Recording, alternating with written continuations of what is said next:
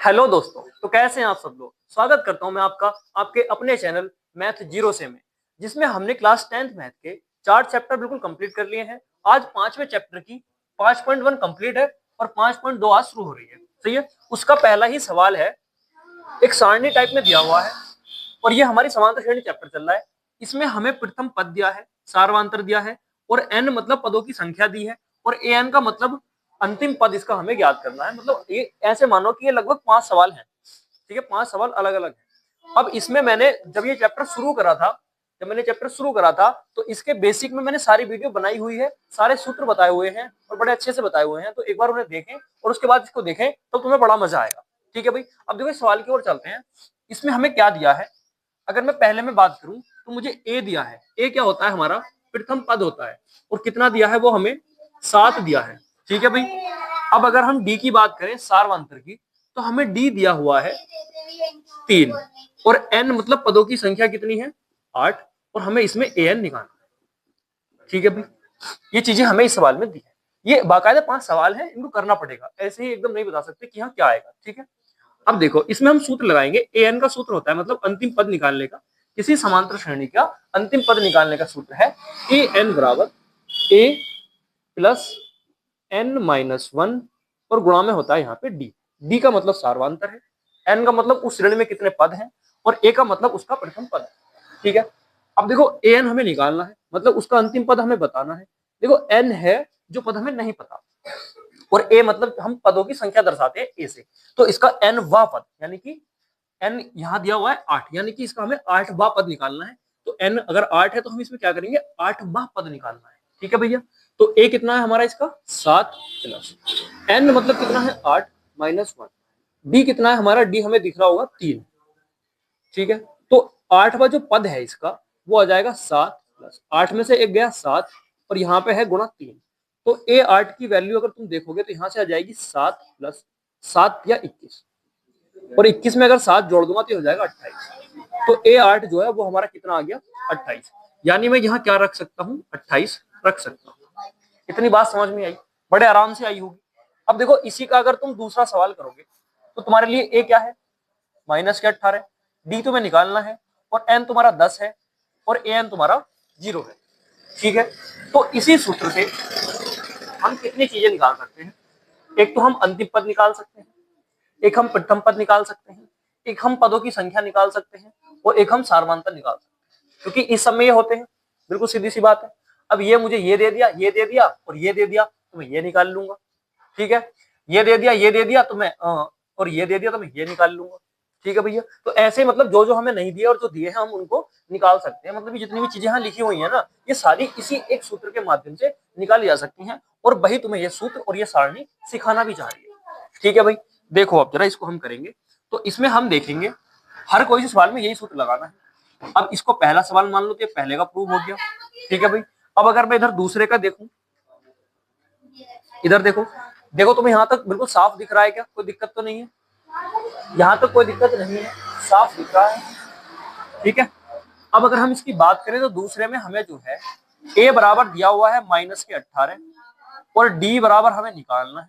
ठीक है भाई, और एन बराबर हमारा यहाँ से क्या है 8 और इधर से अगर हम बात करें तो ए एन बराबर है हमारा 0। ये 8 मैंने ऊपर वाला रख दिया, यहाँ पे 10 लिखा हुआ है। ठीक है भाई, तो यहाँ पे हम 10 रखेंगे, डी हमें निकालना है, ये 0 है और ये हमारा माइनस के 18 है। ठीक है भाई, अब देखो जरा इसमें भी सूत्र कौन सा लगेगा, यही वाला लगेगा, ए एन बराबर a plus n minus 1 into d. A n कितना है हमारा 0 है, ए कितना है हमारा ए इसमें हमें माइनस के 18 है और एन कितना है हमारा, देखो अगर तुम 10 माइनस 1 और डी कितना है हमारा, यहाँ से डी हमें निकालना है।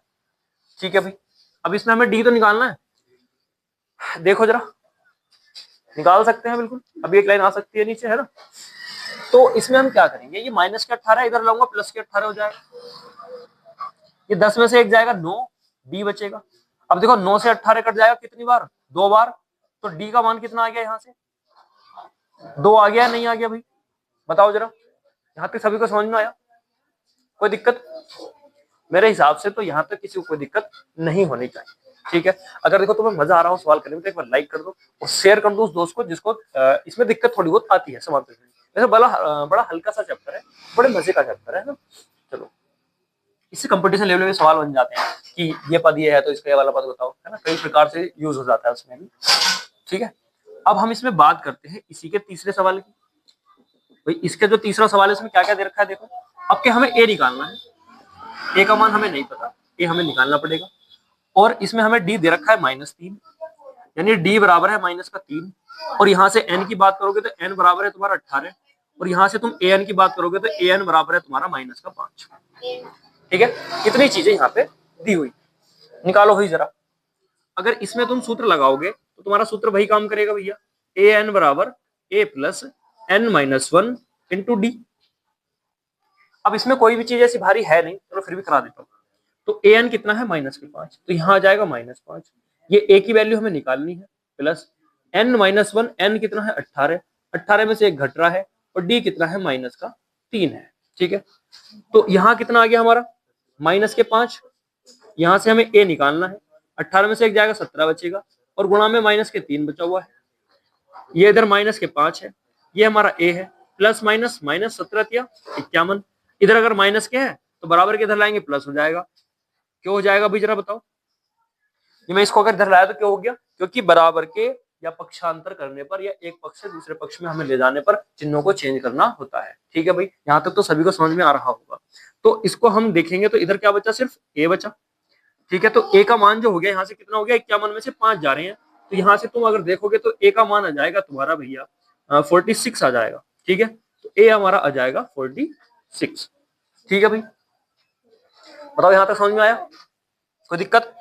51 ऐसे 5 के 11 4 सही है, 46 आएगा, इसमें कोई दिक्कत नहीं। चलो भाई, अब देखो इसी का चौथा सवाल, चौथे सवाल में क्या क्या दिया है। अगर इसी के चौथे की बात करें तो इसमें हमें ए बराबर दिया है -18.9। ठीक है, ओहो,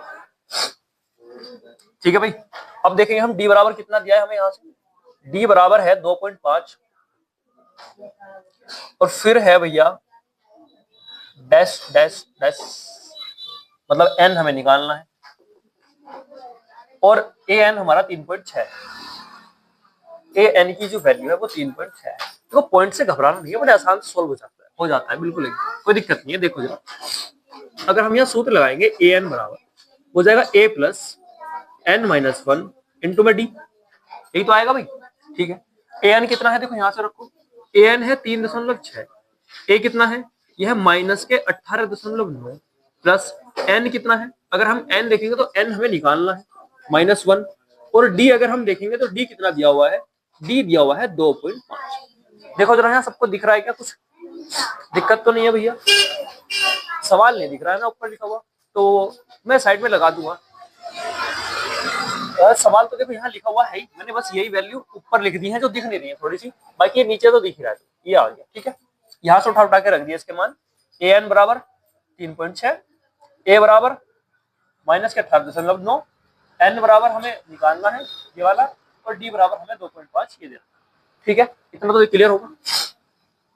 अब इसमें क्या है भैया, अगर इसका मान निकालना है तो इसको इधर ले आओ। अब देखो ये इधर माइनस में है, इधर प्लस में आया, तो जाएगा 3.6 प्लस 18.9, और इधर बचेगा हमारा n-1 गुणा 2.5। ठीक है भाई, ठीक है। अब देखो दोनों जुड़ रहे हैं, तो जुड़ते कैसे हैं, इधर को देख लो। अगर किसी को जोड़ना नहीं आता, भाई लिखा हुआ है 18.9 और फिर लिखा हुआ है 3.6। ठीक है, जोड़ो, 9 6 15, 5 1 हासिल, 8 और 3 11 और 1 12, 12 का 2 1 हासिल, 1 और 1 2, तो हो जाएगा 22.5। ठीक है, ऐसा होता है, पॉइंट की जगह पॉइंट आ जाता है, और अंक ये ऐसे ही जुड़ते रहते हैं, और जो हासिल वासिल कैरी वैरी लेने हैं वो हम इसमें लेते रहते हैं, उसमें कोई दिक्कत हमें नहीं आनी चाहिए। तो ये हो जाएगा हमारा यहाँ से 22.5। अब देखो ये इधर गुणा में है तो इधर आ जाएगा भाग में 2.5, और ये हो जाएगा हमारा n-1। ये पॉइंट से हमारा पॉइंट हट जाएगा, और देखो 25 नीमा होते हैं, 25 नीमा 225, 25 है 250, बिल्कुल। तो ये हो जाएगा 9। अब ये इधर -1 है तो इधर +1 आएगा, और इधर क्या बच जाएगा, सिर्फ n। तो यहाँ से अगर हम n का देखेंगे तो n का मान 10 आ गया। बताओ भाई यहाँ तक किसी को दिक्कत, बड़े प्यार से आराम से। अगर समझ में आया हो तो एक बार लाइक तो जरूर बनता है हमारे लिए, ठीक है भाई। अब चौथा, ये पांचवा सवाल मैं तुम्हें घर के लिए दे रहा हूँ, ये तुम्हें खुद करना है, HW है तुम्हारे लिए, ये सवाल तुम्हें घर से करना है, ठीक है भाई। किसी को उतारना है उतार सकता है, अपना स्क्रीनशॉट ले लो।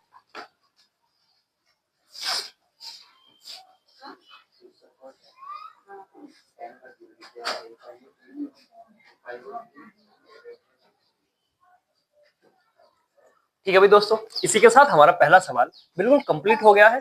अब हम आपसे उम्मीद करते हैं कि आपको भैया इतना तो जरूर समझ में आया होगा, क्योंकि तुम्हारा बिल्कुल हाई स्कूल का एंड चल रहा है, ठीक है। मुश्किल से मुश्किल 90 दिन नहीं बचे हैं, क्योंकि आज जो तारीख है वो 7 हो चुकी है, ठीक है भैया। तो इतना दिन तुम्हारे पास नहीं बचे हैं जो तुम इतना कुछ इसको समझ पाओगे, कर पाओ। तो भैया इतना तो तुमने समझ लिया होगा, बाकी मैंने पॉइंट भी बताया, जोड़ना भी बताया, सब कुछ बताया है, ठीक है। अगर क्लास अच्छी लगी हो तो एक बार कमेंट कर देंगे, और देखते रहेंगे मैथ जीरो से, बिल्कुल जीरो से ही पढ़ाया जाता है भैया। उन बच्चों को ध्यान में रख के पढ़ाया जाता है जिन्हें कुछ नहीं आता, वो कुछ सीखना चाहते हैं, पास हो जाएंगे, बड़ी अच्छी बात है हमारे लिए भी और उनके लिए, ठीक है भैया। बाकी मिलते हैं अगली वीडियो में, वरना वीडियो की लाइन बहुत लंबी हो जाती है, ना तुम देख पाते हो ना ही हमारे बजट में आती है, लंबी हो जाती है, तो है ना, ठीक है भाई।